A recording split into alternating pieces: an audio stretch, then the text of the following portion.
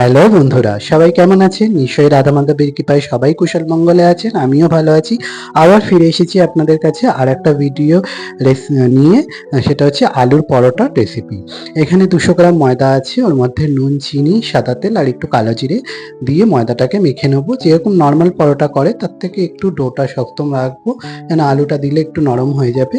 দিয়ে এটাকে 5-10 মিনিটের মতন একটু ঢেকে রেখে দেবো। ময়দাটা মেখে আমি ঢেকে রেখে দিলাম। এদিকে আলুটাকে রেডি করার জন্য আমি এখানে পেঁয়াজ কুচনো সাদা তেলে দিয়ে দিলাম। আলুটা আগে থেকেই বয়েল করে রেখেছি।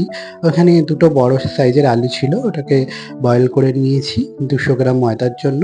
আর এই যে দেখুন আলুটা দিয়ে দিলাম। এটা নিরামিষও করা যায়, তাহলে পেঁয়াজটা স্কিপ করে যাবেন, তাহলেই নিরামিষ হয়ে যাবে। দিয়ে এর মধ্যে দিয়ে দেবো কুচনো কাঁচা লঙ্কা, ধনে পাতা আর বিট নুন, সাদা নুন, একটু ভাজা মশলা, এইগুলো। এই কাঁচা লঙ্কাটা দিয়ে দিলাম। এরপরে দিয়ে দিচ্ছি ধনেপাতা। এর মধ্যে কেচাপও দেওয়া যেতে পারে, একটু গোলমরিচের গুঁড়ো দেবো। আর এই সাদা নুন দিলাম, একটু বিট নুনও দেবো। বিট নুন দিলে টেস্টটা বেশি আরও একটু ভালো হয়, তো একটু বিট নুন দিয়ে দিয়েছি। এরপরে দিয়ে দেবো ভাজা মশলা। ভাজা মশলার মধ্যে এখানে গোটা জিরে, গোটা ধনে, একটু গোটা এলাচ, শুকনো লঙ্কা, মৌরি, এইসব একসঙ্গে ভেজে গুঁড়ো করে এটা রাখাই থাকে আমার ঘরে, সেটার থেকেই দিয়ে দিলাম। দিয়ে ভালো করে আলুটাকে মেখে নেবো। দিয়ে দেখুন এইভাবে হয়েছে। আর ম্যাশার দিয়ে আলুটাকে তো ম্যাশ করেই নিয়েছিলাম। দিয়ে তারপরে এবারে ময়দার যে লেচিগুলো কেটে রেখেছিলাম তার মধ্যে এগুলোকে ভরবো, যেমন করে পিঠের আর কি বানায়, খিলিটা বানায়, ওইভাবে বানিয়ে নেবো। নিয়ে ওর মধ্যে চামচে করে করে আলুটাকে ভরে দেবো। এখানে 2 চামচ আলু দিয়েছি। এই যে চায়ের স্পুনটা, ওই স্পুনে 2 চামচ আলু দিয়ে এবারে হালকা হালকা করে ময়দা দিয়ে খিলিটার মুখটাকে মুড়ে দিতে হবে, যাতে আলুটা বেরিয়ে না আসে। ভালো করে উপর থেকে টেনে টেনে মুড়ে দেবো। এই যে দেখুন এইভাবে আমি মুড়েছি, একটু আলু বেরায়নি। আর এদিকে ময়দা দিয়ে হালকা করে হাতে বেলতে হবে, বেশি চাপ দিয়ে বেললে তো আলুটা বেরিয়ে যাবে। তো হালকা করে হাতে বেলে তারপরে ময়দা দিয়েই বেলবো, কারণ এটা তেল দিয়ে বেলা যাবে না। পরোটা সাধারণত বা লুচি আমরা তেল দিয়ে বেলি, কিন্তু তেল দিয়ে বেললে এটা ছিটকে ছিটকে যাবে। তো আমি তাওয়া এখানে বসিয়ে দিয়েছি, তাওয়া গরম হয়ে গেছে। এটা দিয়ে দিলাম পরোটাটা। এবারে এক পিঠ হয়ে গেলে আর একটা দিয়ে দেবো। আমি দুটো দুটো করে ভেজে নেবো একসঙ্গে। তো এক পিঠ এই যে দেখুন হয়ে গেছে। তো আরেকটা আমি পরোটা দিয়ে দিয়েছি, দিয়ে যে উল্টে নিলাম। আগে একটু প্রথমে ভালো করে ভেজে নেব, নিয়ে তারপরে তেল দেবো। এটা আপনারা চাইলে বাটার বা ঘিতেও করতে পারেন। আমি সাদা তেলে করেছি। এখানে ঘরোয়া করলে কি হয়, আলু পরোটাটা একটু হালকা হয়। বাইরের দোকানেরগুলো একটু অতিরিক্ত হেভি থাকে, নিজেগুলো খুব বড় থাকে, একটা খেলেই পুরো পেটটা একদম টাইট হয়ে যায়। তো ঘরে নর্মাল নিজেরা করলে বেশ একটু ভালোই হয়। তো আমি এইভাবে করি, তো আপনাদের সঙ্গে শেয়ার করলাম। আর এর সঙ্গে বানাবো রায়তা।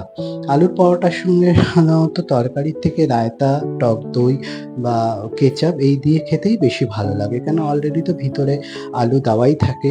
তো ওই জন্য আমি এর সঙ্গে রায়তা বানিয়ে নেবো। অনেকে আছে শুধু রায়তাটাও পছন্দ করে না, শুধু গোলমরিচ দিয়ে, বিট নুন দিয়ে, টক দই ফেটিয়ে তার সঙ্গে খায়, ওটাতেও ভালো লাগে। তো আমি সেদিনকে রায়তা বানিয়েছিলাম, তো রায়তা দিয়েই আমরা সেদিনকে খেয়েছিলাম। তো আমার দেখুন পরোটাটা একদম হয়ে গেছে। আমি এরকম কড়া করে ভেজে নিয়েছি, একটু কাঞ্চিও ভাব হবে, এবং ভেতরে চেপে চেপে বেললে কি হয়, আলুটাও বেশ অলরেডি সিদ্ধ আছে, তো আর একটু ভালো হয়ে যাবে। তো এই যে রায়তা বানানোর জন্য পেঁয়াজ কুড়িয়ে নিয়েছি। পেঁয়াজটাকে ওই প্যানেতেই একটু ভেজে নেবো।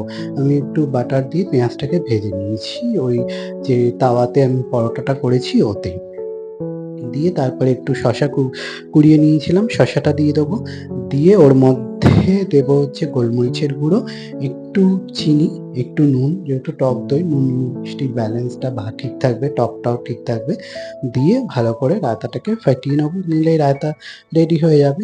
আর এদিকে টক দই ছিল, টক দইটা দিয়ে দিলাম। দিয়ে এবারে ভালো করে আমি দইটাকে ফেটিয়ে নেবো, নিলে রায়তা রেডি হয়ে গেছে। আর ওর সঙ্গে কেচাপ, ব্যাস, আর কি চাই, হয়ে গেল।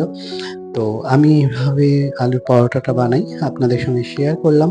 ভিডিওটা কোথাও ভালো লাগলে লাইক করবেন, কমেন্ট করবেন, ফেসবুকে দেখলে পেজটা ফলো করবেন, ইউটিউবে দেখলে সাবস্ক্রাইব করে দেবেন।